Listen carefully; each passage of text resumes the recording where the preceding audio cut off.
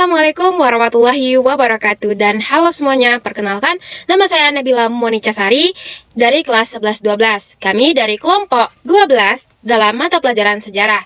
Kami dalam video ini akan menjelaskan materi tentang pemerintahan Belanda versus kesultanan yang ada di Bali. Yang dimana saya mendapatkan materi yang berjudul tentang bagian urutan raja awal, Jaya, dan Raja Akhir.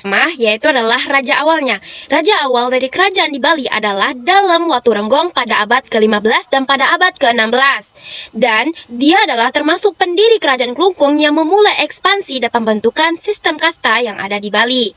Yang kedua, yaitu Raja Jayanya adalah Raja Jaya kerajaan di Bali adalah Raja I Gusti Ngurah Made Agung yang memerintah pada abad 1840 sampai 1849 yang memperkuat kerajaan melalui aliansi dan perlawanan awal terhadap Belanda. Yang ketiga atau bisa kita sebut adalah raja terakhir dari kerajaan di Bali adalah Raja I Gusti Ngurah Made Agung dalam konteks puputan Klungkung pada tahun 1849 atau bisa disebut sebagai Raja Badung seperti I Gusti Ngurah Gede Ngurah yang memerintah hingga pada tahun 1906 yang memimpin perlawanan terakhir dalam puputan Badung.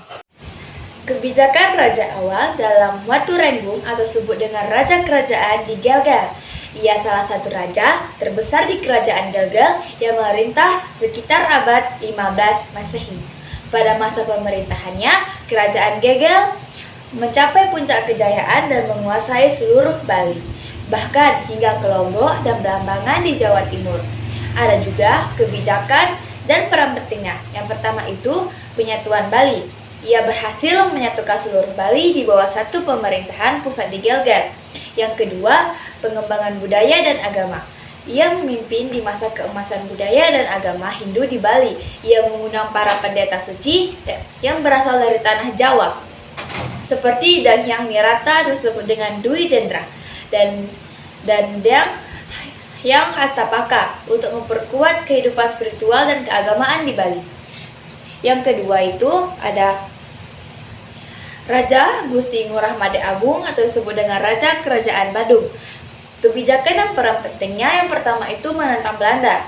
Dikenal karena sikapnya yang berani, menentang kebijakan dan perjanjian yang merugikan dengan pemerintah kolonial yang telah disepakati oleh Raja-Raja Badung sebelumnya. Yang kedua, memimpin perang puputan Badung. Ia memimpin rakyatnya dalam pertempuran heroik melawan pasukan Belanda yang dikenal sebagai Perang Puputan Badung pada tanggal 20 September 1906.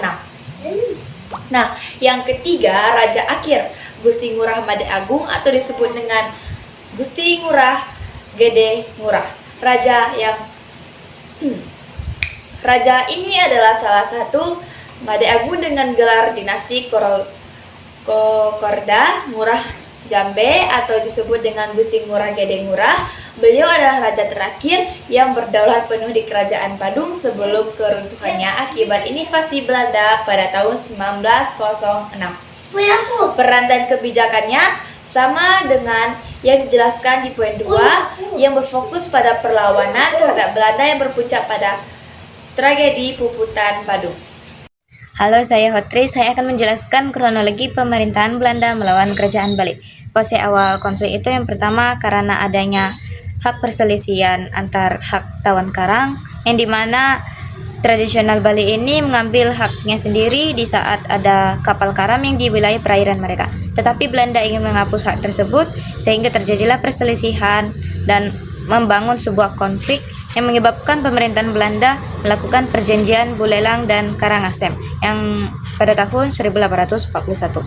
Sehingga terjadilah Perang Bali yang pertama di mana kerajaan Bali yaitu Gusti Ketotjelatik yang dimana menolak penegasan hak tersebut, yang menolak dan menentang kerajaan dan menentang pemerintahan Belanda, sehingga campur tangan Belanda berhasil menduduki Singaraja,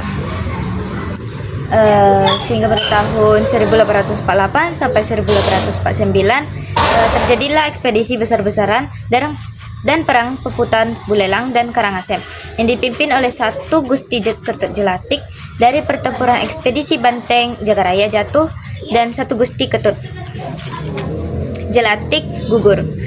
Pada tahun 1897 ini terjadilah puputan Badung dan Pasar yang menyebabkan penyitaan kapal-kapal Cina yang karam.